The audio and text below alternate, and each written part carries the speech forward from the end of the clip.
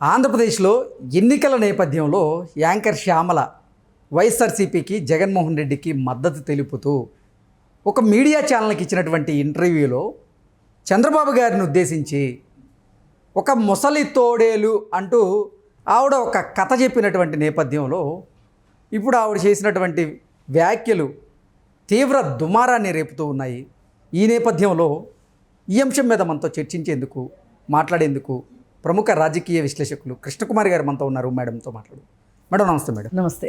ఆంధ్రప్రదేశ్లో ఎన్నికలు జరుగుతున్నటువంటి నేపథ్యంలో యాంకర్ శ్యామల వైఎస్ఆర్సీపీకి జగన్మోహన్ రెడ్డికి మద్దతు తెలపబోతోంది. అయితే మద్దతు తెలిపితే ప్రాబ్లం లేదు, కానీ మద్దతు తెలపడానికి ఒక మీడియా ఛానల్కి ఇచ్చినటువంటి ఇంటర్వ్యూలో చంద్రబాబు గారిని ఉద్దేశించి ఒక ముసలి తోడేలు అని ఒక కథ చెప్తూ ప్రస్తావన చేస్తూ ఆవిడ చంద్రబాబు గారి మీద కొన్ని వ్యాఖ్యలు చేయడం జరిగింది. ఆవిడ వయసుకి చంద్రబాబు గారి మీద చేసినటువంటి వ్యాఖ్యలకి ఇప్పుడు ఏంటంటే అవి తీవ్ర దుమారాన్నే రేపాయి. అవి సర్వత్రా చర్చనీయాంశంగా మారాయి. ఏంటి మేడం అసలు ఆవిడ చేసిన వ్యాఖ్యల్ని మనం ఏ రకంగా చూడొచ్చు అంటే ఏం చెప్తారు? అంటే ఆ కథ ఏంటి అసలు గుడ్డొచ్చి పిల్లని ఎక్కిరిచ్చింది అంటారు కదా, ఆ టైప్లో ఉంది. ఆ కథ ఏంటంటే చంద్రబాబు నాయుడికి వయసు అయిపోయిందని చెప్పదలుచుకున్నారు. వయసు అయిపోయినా కానీ అధికారం మీద కాంక్ష చావలేదు అని చెప్పి చెప్పదలుచుకున్నారు. అదేంటి అంటే ప్రజల్ని పీడించడానికి చంద్రబాబు నాయుడు తనకి వయసు అయిపోయింది కాబట్టి, తనకి జీవమో తగ్గిపోయినాయి కాబట్టి ఈ పవన్ కళ్యాణ్ అనే ఒక గుంటనక్కని నమ్ముకొని నాకు ఆహారం తెచ్చిపెట్టు అంటే ఒక కుందేళ్ళని పట్టుకొచ్చినట్లు ఆ తెచ్చేటప్పుడు నిన్నే రాజుని చేస్తారు అని చెప్పి తీసుకుని వచ్చి సరే ఫస్ట్ చెవులు తిన్నాడు. చెవులు తింటే అదేంటి నన్ను రాజుని చేస్తానని చెవులు తింటున్నారేంటి అంటే, కాదు నీకు టోపీ పెట్టాలనుకుంటే చెవులు అడ్డు వచ్చాయి అందుకని చెప్పి చెవులు తీసేశారు అని. మళ్ళీ ఆ తర్వాత తోక తినేసేస్తే ఏంటి తోక తీసేశారు అంటే, నువ్వు సింహాసనంలో కూర్చోవాలంటే తోక అడ్డంగా ఉంది అందుకని. ఇలా చెప్పిన కథ చాలా నీచంగా జగుప్సాకరంగా ఉంది. ఎందుకంటే ఇప్పుడు ఏదైనా కయ్యానికైనా వియ్యానికైనా సమవుజ్జి ఉండాలి అంటారు. అయితే అసలు ఈ యాంకర్ శ్యామలకి రాజకీయాలు ఏం తెలుసు? ఈమె చెప్పదలుచుకుంటే ఏం చెప్పొచ్చు అంటే జగనన్న గొప్పతనం గురించి, జగనన్నలో ఉన్న నేరస్తుడి గురించి చెప్పే అవకాశం ఉంది శ్యామలకి. ఎందుకుంది అంటే శ్యామల భర్త కూడా ఎవరో ఒక లేడీని మోసం చేసి వ్యాపారంలో పెట్టిస్తాను అని చెప్పి ఒక ఏదో క్లబ్ ఏదో పెడదాము అని చెప్పి డబ్బులు తీసుకొని ల్యాండ్ లీజు డబ్బులేమో ఆవిడయి లీజేమో తన పేరు మీద రాయించుకుని ఆవిడకి వాటా వేయకుండా ఇంకొక ఆమెను ఎవరినో మోసం చేసి ఆవిడ దగ్గర డబ్బులు తీసుకుని ఆవిడని పార్ట్నర్గా చేసుకుంటే ఈ మొదట ఆవిడ వచ్చి కేసు పెట్టింది. కేసు పెడితే చీటింగ్ అయ్యింది. చీటింగ్ అయితే ఆయన జైలుకు కూడా వెళ్ళారు. అలా ఏదైనా మీరు సమవుజ్జీలు నన్ను అడిగితే జగన్మోహన్ రెడ్డి నేరాలు చాలా పెద్దవి కావచ్చు, నీ నేరాలు చిన్నవి కావచ్చు. అసలు అది కూడా కాదు. ఇప్పుడు శ్యామలని అసలు అందరూ మర్చిపోయారు. కొన్నాళ్ళు శ్యామల అజ్ఞాతంలో ఉంది. అప్పుడు ఫస్ట్ 2012కు ముందు ఒక సీరియల్లో వచ్చింది, మొదటిసారి డెబ్యూ సీరియల్లో వచ్చిన తర్వాత ఆ తర్వాత అడపా ఇప్పుడు ఈ సినిమా వాళ్ళందరూ కలిసి గ్యాంగులుగా వెళ్ళి అమెరికాలో ప్రదర్శనలు అవి ఇస్తూ ఉంటారు. అందులో కొంతమంది మంచి వాళ్ళు ఉండొచ్చు, కొంతమంది రకరకాల వాళ్ళు ఉంటారు, మనం వ్యాఖ్యానించకూడదు. అలా వెళ్ళిన ఈవిడ అక్కడ ఒక కేసులో అరెస్ట్ అయ్యి $22,000 ఫైన్ కట్టాల్సిన పరిస్థితి వచ్చింది. ఆ పరిస్థితుల్లో సోషల్ మీడియాలో విపరీతంగా ఒక 10 మంది ఫోటోల్లో ఈమె ఫోటో కూడా బాగా వచ్చింది. అలా వచ్చిన సందర్భంలో ఈమె ఒక 2 సంవత్సరాలు కొంచెం అజ్ఞాతంలో ఉంది. ఆ తర్వాత మెల్లమెల్లగా మళ్ళీ స్టేజ్ షోలు ఇచ్చుకుంటా, సినిమా ప్రమోషనల్ ఫంక్షన్స్లో చేసుకుంటా, ఇలా రకరకాలుగా మళ్ళీ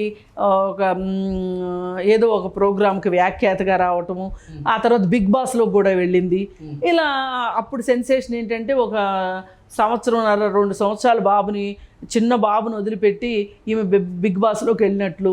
అప్పుడు ఒక పెద్ద సింపతి డ్రామా ఈమె ఏదో సైన్యంలోకి వెళ్ళినట్లు, పిల్లల్ని వదిలిపెట్టి సైన్యంలోకి వెళ్ళిన వాళ్ళు కూడా ఇలా చెప్పుకోరు, ఆవిడ అలా చెప్పుకోవడం, ఇవన్నీ చూస్తే ఇదంతా ఒక గ్లామర్ ప్రపంచం. ఈ గ్లామర్ ప్రపంచంలో వీళ్ళు మునిగి తేల్తా మోసపోవటానికి రెడీగా ఉంటారు, మోసం చేయటానికి రెడీగా ఉంటారు. ఈమె ఎక్కడా మోసపోలేదని నేను అనట్లే. ఇప్పుడు అమెరికా స్టోరీలో ఈమె మోసపోయి ఉండొచ్చు, వీళ్ళ భర్త ఇంకొకళ్ళు మోసం చేసి ఉండొచ్చు, అందుకని మీకు అవి పరిపాటిగా అనిపించినాయి. అందుకని మీకు ఇప్పుడు మీరు ఎవరికైతే సపోర్ట్ ఇద్దాం అనుకుంటున్నారో, అయితే మీరు ఇప్పుడు జగన్మోహన్ రెడ్డి ఇచ్చే డబ్బులు కాసిపడి వాళ్ళు ఇచ్చిన స్క్రిప్ట్ చదివారనే తెలుస్తుంది తప్పితే, లేదు అంటే మీకు అసలు చంద్రబాబు నాయుడు తోటి మీకు పర్సనల్గా ఏమి తగాదాలు ఉన్నాయని నేను అనుకోవట్లేదు. మీకు తాడేపల్లి నుంచి ఇంతకు ముందంతా వల్లభనేని వంశీకి, కొడాలి నానికి, రోజాకి ఇట్లాంటి వాళ్ళందరికీ స్క్రిప్ట్లు వెళ్ళాయి, శ్రీరెడ్డికి వీళ్ళందరికీ స్క్రిప్ట్లు వెళ్ళాయి, అలాగే అమెరికాలో ఉన్న పంచప్రభాకర్కి స్క్రిప్ట్లు వెళ్ళాయి. సరే, ఇప్పుడు వాళ్ళు ఎలక్షన్స్ హడావుడిలో ఉన్నారు. పైగా ఇప్పుడు చంద్రబాబు నాయుడిని, ఇప్పుడున్న చంద్రబాబు నాయుడు వేవ్కి చంద్రబాబు నాయుడిని తిడితే అవి మనకే ఎదురొచ్చి బూమరాంగ్ అవుతాయి అని అర్థమయ్యి ఇప్పుడు వాళ్ళిద్దరూ నేను ఎప్పుడేదో ఆవేశంలో మాట్లాడాను అని వల్లభనేని వంశీ కన్ఫెషన్ కూడా ఇచ్చేశాడు. ఇప్పుడు చాలా జాగ్రత్తగా మాట్లాడుతున్నాడు. వాళ్ళందరూ కన్ఫెషన్ ఇవ్వడం వెనకమాల కూడా ఏంటంటే వాళ్ళ ప్రయోజనం ఉంది తప్పితే చంద్రబాబు నాయుడు మీద అంటే మేము ఒక పరిమితిని మించి మాట్లాడుతున్నాం అనే జ్ఞానం అయితే లేదు. ఇప్పుడు మనం అది మనకే ఎదురవుతుంది అని చెప్పి తిరిగి మన చెంపకే తగులుతుందని ఆగుతున్నారు వాళ్ళందరూ. ఇప్పుడు వాళ్ళందరూ ఆగిపోయారు కాబట్టి ఆ గ్యాప్ని ఫిల్ చేయడానికి శ్యామల వచ్చిందనమాట. ఇప్పుడు శ్రీరెడ్డి డోస్ కూడా అయిపోయింది. ఇప్పుడు కొత్త మొహం కావాలి వీళ్ళకి, ఇట్లాంటి కథలో కాకరకాయలు చెప్పడానికి కొత్త మొహం కావాలి. అందుకని చెప్పి కొత్త మొహాన్ని పట్టుకొచ్చారనమాట. పట్టుకొస్తే ఇప్పుడు మీరు యుద్ధం చేయడానికి వచ్చారు, నేనేం కాదనట్లా. ఇప్పుడు ఎందుకంటే మీరు ఏ స్టేజ్ షో చేసినా కానీ డబ్బులు తీసుకునే చేస్తారు. నేనేం మిమ్మల్ని మీ వృత్తిని నేను తప్పు పట్టట్లా. ఇక్కడ కూడా ఒక వృత్తిలో భాగంగానే వచ్చారు అనుకుందాం, దానికి కూడా నేను కాదనట్లా. కానీ కొంచెం అంటే కొంచెమైనా నేను ఎవరి గురించి మాట్లాడుతున్నాను, ఏం మాట్లాడుతున్నాను, నాతో మాట్లాడిచ్చిన వ్యక్తి ఎలాంటి వాడు, ఆయన క్రెడిబిలిటీ ఏంటి, ఆయన క్రెడెన్షియల్స్ ఏంటి, ఈయన క్రెడిబిలిటీ ఏంటి, ఈయన క్రెడెన్షియల్స్ ఏంటి అనేది కూడా ఆలోచించుకోవాలి కదా. ఇప్పుడు నిన్నగాక మొన్న చంద్రబాబు నాయుడిని జైల్లో పెడితే, 2 నెలల కాలం జైల్లో పెడితే అతనికి ప్రపంచవ్యాప్తంగా అతనికి వచ్చిన గుర్తింపు ఏంటి, అతని గురించి మాట్లాడుకున్న మాటలేంటి, జైల్లో ఉండటానికైనా సిద్ధపడ్డాడు తప్పితే బెయిల్ తీసుకోకోకుండా క్వాష్ కోసమే సిద్ధపడింది ఎందుకు? ఎందుకంటే అతనికి ప్రత్యేక ఆరోగ్య పరిస్థితులు ఉంటే కూడా దాన్ని కూడా పరిగణనలోకి తీసుకోకుండా ఆయన ఇబ్బంది పెడితే, దోమలు కుడుతున్నాయి అనే చెమటలుగా ఉన్నాయి, దోమలు కుడుతున్నాయి అని అంటే దోమలు కుట్టక రంభావరుసులు వస్తాయి అని ఎగతాళి చేయించారు ఆ రోజున. దానికి కూడా సర్వత్రా చాలా విమర్శలు ఎదుర్కొన్నాడు జగన్మోహన్ రెడ్డి. ఇలాంటి పిల్లకాకులతో మాట్లాడిస్తున్నాడు జగన్మోహన్ రెడ్డి అని చెప్పి. అయితే వీళ్ళందరూ అయిపోయారు. ఇప్పుడు ఒక కొత్త ఫేస్ కావాలి కాబట్టి నీ ఫేస్ పట్టుకొచ్చారమ్మా శ్యామల. నువ్వు కొంచెం రాజకీయాలు తెలుసుకుని, చరిత్ర తెలుసుకుని, పైగా నువ్వేదో ఇప్పుడు ఈ సినిమా మ్యూజిక్ ప్రోగ్రాముల్లో ఆటలు అన్నిట్లో ఉంటావు కదా. మరి గచ్చిబౌలి స్టేడియంలో ఒక కన్సర్ట్ జరిగింది. ఏ రాజకీయ నాయకుడికి బతికుండగా జరగవు ఇట్లాంటి, చనిపోయిన తర్వాత జరుగుతాయి వాళ్ళ గొప్పతనాల గురించి చెప్పడానికి. మరి సాఫ్ట్వేర్ పీపుల్ అంతా నీ అంత తెలివి తక్కువ వాళ్ళు కాదు వాళ్ళు. మరి దేశ విదేశాల్లో ఉన్న సాఫ్ట్వేర్ వాళ్ళందరూ ఇవాళ మేము ఇలా ఇక్కడ ఉన్నాము అంటే చంద్రబాబు నాయుడు గారి వల్లే ఉన్నామని చెప్పి వాళ్ళందరూ కృతజ్ఞతా భావంతో కన్సర్ట్ పెట్టారు. అది మరి ఇట్లాంటివన్నీ చూసిన తర్వాత కూడా నువ్వు పోనీ ఏదైనా ఒక లోకేష్ మీద మాట్లాడావంటే కూడా ఒక అర్థం ఉంది, పోనీ పవన్ కళ్యాణ్ మీద మాట్లాడావంటే కూడా ఒక అర్థం ఉంది. ఎందుకంటే పవన్ కళ్యాణ్ నేను సినిమాల్లో ఉన్నాడు కాబట్టి ఏదో మీ జాతి పక్షి కాబట్టి మీరు మాట్లాడారన్న ఒక అర్థం ఉంది. కానీ నువ్వు ఎలా చంద్రబాబు నాయుడు గురించి మాట్లాడతావు? పైగా ఇంకొకటి ఏంటి అంటే అసలు నేర స్వభావం ఉన్నవాళ్లే నేరస్తుల దగ్గరికి చేరతారు కావచ్చు. అంటే ఏ గూటి పక్షులు ఆ గూటి మీదే వాళ్తాయంట. ఇప్పుడు నీ భర్త మోసం చేసి జైలుకి వెళ్ళాడు కదా, అంటే నేరస్తులు ఇప్పుడు దోమలకు కూడా కొన్ని గ్రూప్ రక్తాలు ఉన్న వాళ్ళనే కుడతాయంట ఎక్కువ. అట్లాగే ఇప్పుడు వీళ్ళు వెళ్ళి జగన్మోహన్ రెడ్డి దగ్గరికే వీళ్ళు వెళ్ళడం ఇది యాదృచ్ఛికమా, లేకపోతే స్వజాతి పక్షుల్లాగా మీరు అక్కడికి వెళ్ళారా అనుకోవాలి. ఏది ఏమైనప్పటికీ కూడా రాజకీయాల్లో ఇవాల్టి వ్యక్తి కాదు చంద్రబాబు నాయుడు. విద్యార్థి దశ నుంచి రాజకీయాల్లో ఉండి ఒక